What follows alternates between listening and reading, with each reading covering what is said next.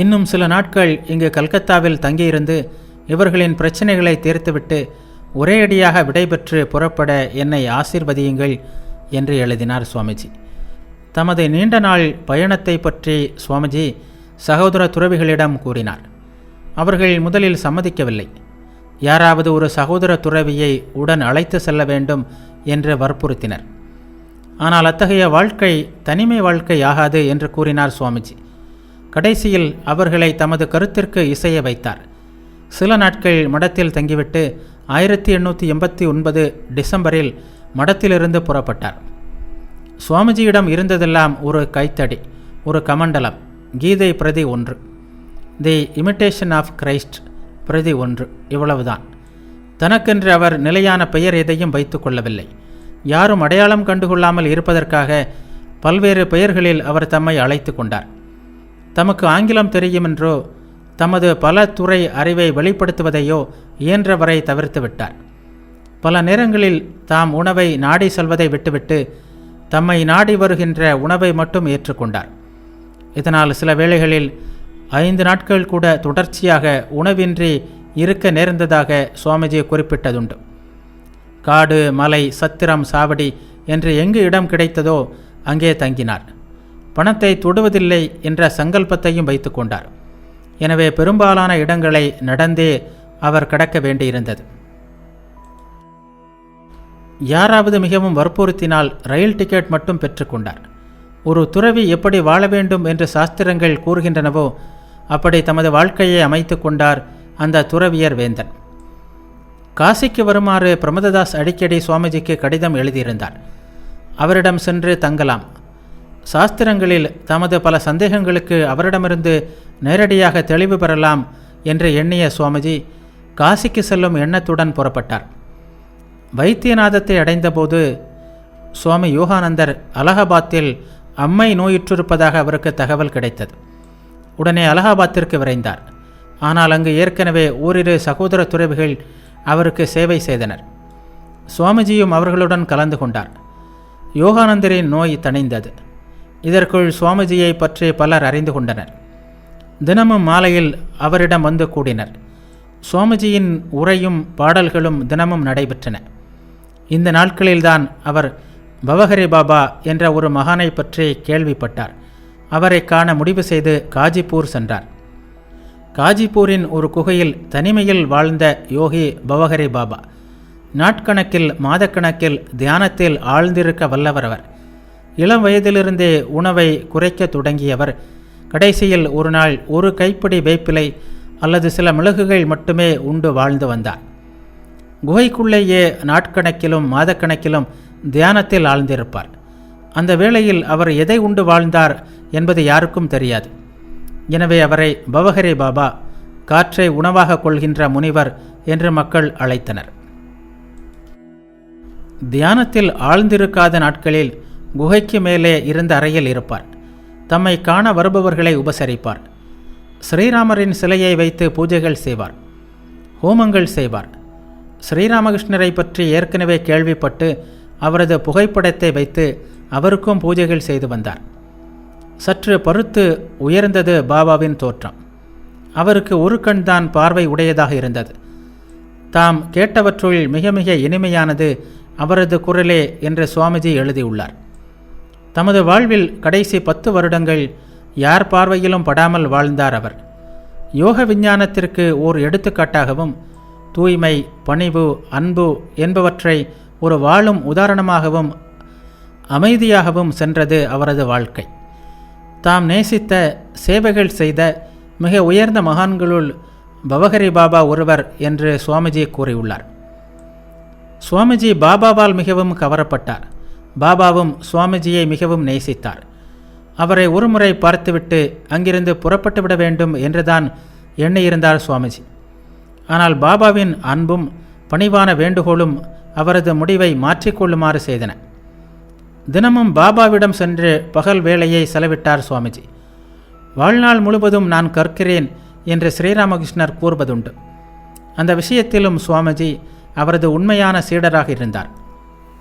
சூழ்நிலை, மனிதர்கள், நிகழ்ச்சிகள் என்று அனைத்திலிருந்தும் அவர் கற்றுக்கொண்டே இருந்தார். பவஹரி பாபாவின் மிக உயர்ந்த நிலையை கண்ட அவர் அவரிடமிருந்தும் கற்றுக்கொள்ள விளைந்தார். ஆனால் உபதேசம் என்றாலே ஒதுங்கினார் பாபா. உபதேசங்களை கேட்பதால் யாரும் முன்னேற இயலாது, தாமே முயன்று பாடுபட்டால் மட்டுமே முன்னேற இயலும் என்று கருதினார் அவர். ஆனால் சுவாமிஜி விடவில்லை. ஏதாவது கேள்விகள் கேட்டு அவரது அனுபவம் செறிந்த பதிலை தெரிந்து கொள்வார். பாபா கூறிய 2 கருத்துக்கள் சுவாமிஜி பின்னாளில் போதித்த கர்மயோக கருத்துக்கு அடிப்படையாக அமைவதை காணலாம்.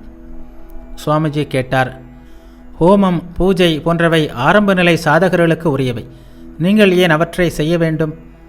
பாபா கூறினார், ஏன், கர்மங்கள் என்றாலே ஒருவன் அவற்றை தனக்காகத்தான் செய்கிறான் என்று நீ ஏன் நினைக்க வேண்டும்? பிறருக்காகவும் கர்மங்கள் செய்யலாமே. வேலையிலிருந்து ஒருவன் ஒதுங்க வேண்டாம், எல்லா வேலைகளையும் செய்யலாம். ஆனால் தனக்காக அல்ல, பிறருக்காக. அப்படி பிறருக்காக செய்யும்போது அது ஆன்மீக முன்னேற்றத்திற்கு வழிவகுக்கிறது. இந்த கருத்து பின்னாளில் சுவாமிஜி போதித்த கர்மயோகத்தின் ஒரு முக்கிய அடிப்படையாக திகழ்ந்தது. மற்றொரு முறை சுவாமிஜி கேட்டார், எப்படி வேலை செய்வது? பாபா கூறினார், முடிவையும் வழியையும் ஒன்றாக்கு.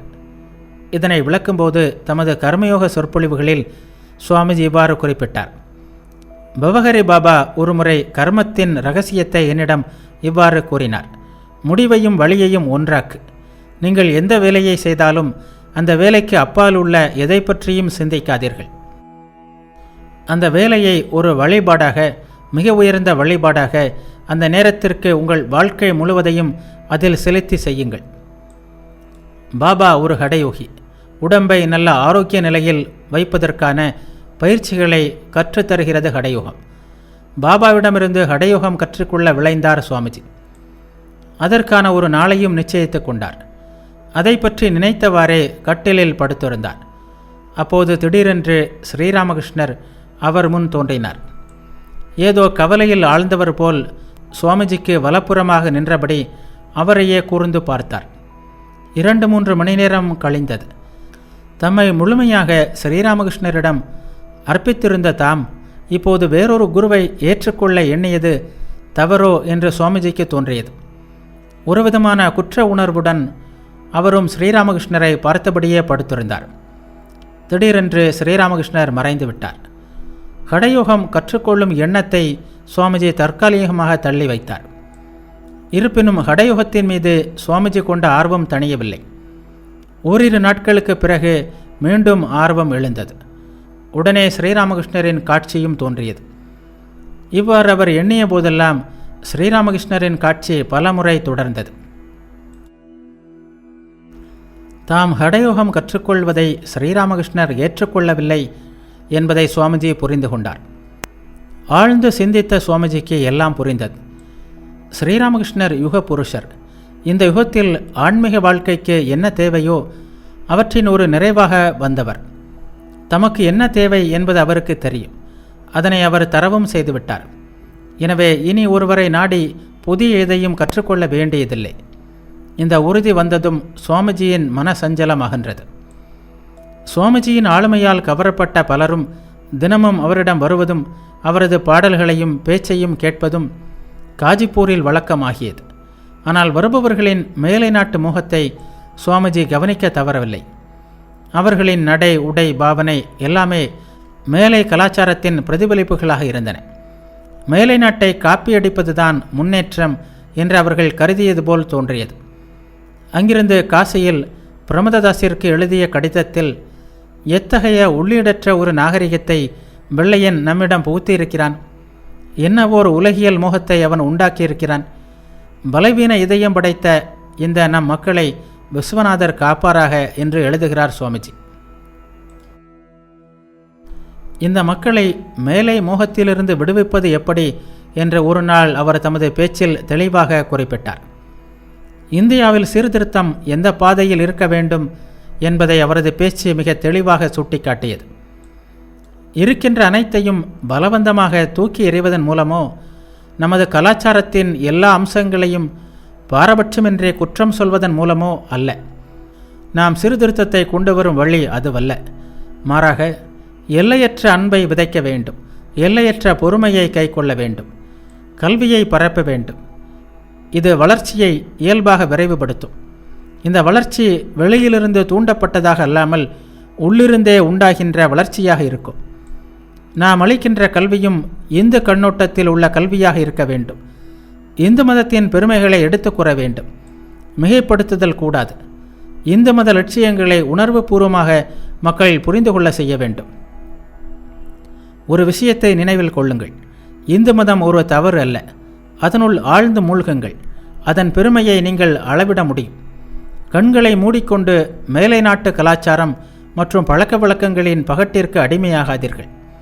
உங்கள் தாய்நாட்டை பற்றி படியுங்கள்.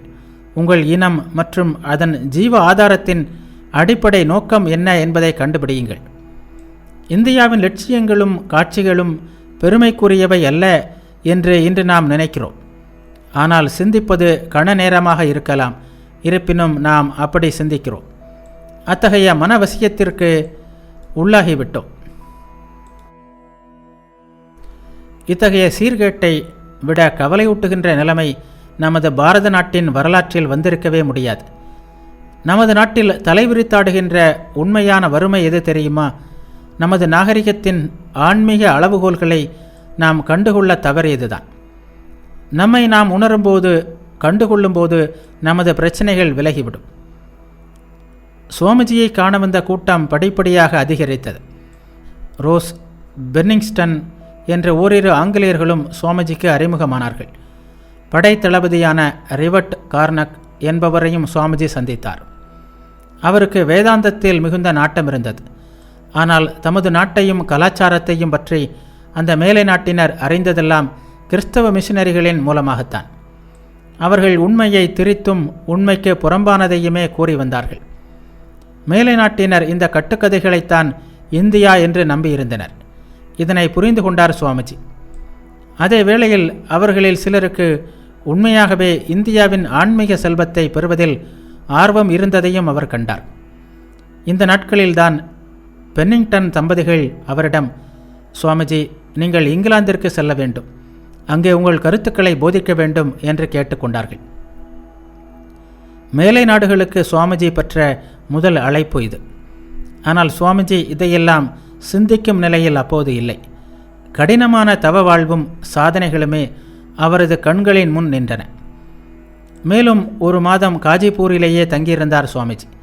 அந்த வேளையில் ரிஷிகேசத்தில் சுவாமி அபேதானந்தர் நோயுற்றிருப்பதாக அவருக்கு தகவல் கிடைத்தது. அபேதானந்தரை காசிக்கு கூட்டி வருவதற்கான ஏற்பாடுகளை செய்துவிட்டு தாமும் காசிக்கு விரைந்தார். காசியில் அவருக்கு வேண்டிய உதவிகளை செய்து அவர் குணமாகும் வரை கூடவே இருந்தார்.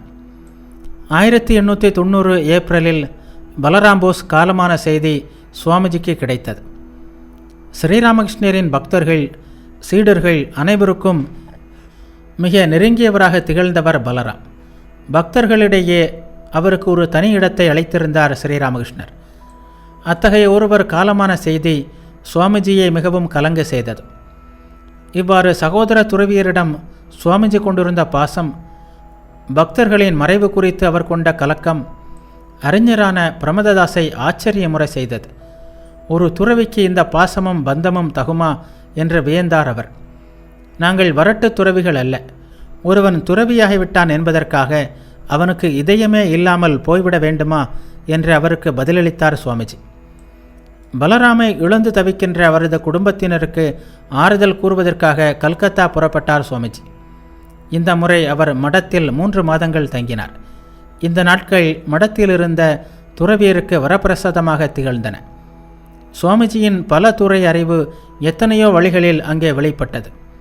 அவருடன் கழித்த ஒவ்வொரு கணமும் மடத்தினருக்கு ஒரு படிப்பினையாக அமைந்தது. மடத்தை மிகவும் ஆதரித்து வந்த பலராம் அவரை தொடர்ந்து மே மாதத்தில் சுரேந்திரநாத் மித்ரர் இருவரும் காலமாகிவிட்டதால் பொருளாதார ரீதியில் மிகவும் சிரமப்பட்ட நாட்கள் அவை. சாப்பிட எதுவும் இல்லாமலேயே பல நாட்கள் அவர்கள் கழிக்க நேர்ந்தது. ஸ்ரீராமகிருஷ்ணரின் பக்தர்களான கிரீஷ், மா போன்றோரை சுவாமிஜி அணுகினார். அவர்களும் உடனடியாக உதவிக்கரம் நீட்டவே செய்தார்கள். ஆனால் அவர்கள் அவ்வளவு வசதி படைத்தவர்கள் அல்ல. அவர்கள் கொடுத்ததை வைத்து செலவுகளை ஓரளவு சமாளித்தனர் அந்த இளம் துறவியர். மடத்தின் நிலைமை இவ்வாறு சீர்படுத்த வேண்டிய நிலையில் இருக்க சுவாமிஜியின் மனத்தை வேறொரு எண்ணம் வெகுவாக அலைக்கழித்தது. ஸ்ரீராமகிருஷ்ணரின் அஸ்தியை கங்கை கரையில் எங்காவது ஒரு இடத்தில் வைத்து ஒரு கோயில் எழுப்ப வேண்டும் என்று அவர் மிகவும் விரும்பினார். ஆனால் மடத்தின் வளர்ச்சிக்கும் சரி, ஸ்ரீராமகிருஷ்ணரின் கோவிலுக்கும் சரி, பணம் கிடைப்பது என்பது அவ்வளவு எளிதாக இருக்கவில்லை. சுரேந்திரநாத் மித்திரர் 1000 ரூபாய் தருவதாக வாக்களித்திருந்தார். பிரமததாஸ் உதவி செய்வார் என்று மிகவும் நம்பிக்கையுடன் இருந்தார் சுவாமிஜி. ஆனால் அவரிடமிருந்து பணம் கிடைக்கவில்லை. சுரேந்திரநாத் மித்திரர் காலமாகிவிட்டார். சுவாமிஜியை இது மிகவும் வருந்த செய்தது.